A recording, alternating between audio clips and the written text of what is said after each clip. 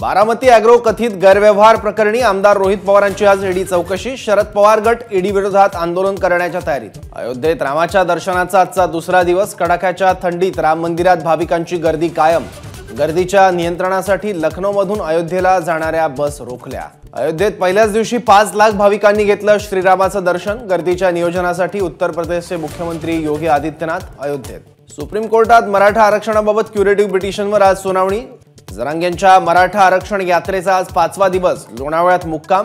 आरक्षण घेतल्याशिवाय मागे हटणार नाही, जरांगेंचा निर्धार। राष्ट्रवादीच्या आमदार अपात्रता सुनावणीचा दुसरा दिवस। शरद पवार गटाच्या जयंत पाटील आणि अमोल कोल्हेंची साक्ष नोंदवणार। राहुल गांधींच्या भारत जोडो न्याय यात्रेचा आज 11वा दिवस। गुवाहाटीमधील झटापटी प्रकरणी राहुल गांधींचा अनेक काँग्रेस नेत्यांवर गुन्हा। बिहारचे माजी मुख्यमंत्री कर्पूरी ठाकूर यांना मरणोत्तर भारतरत्न जाहीर।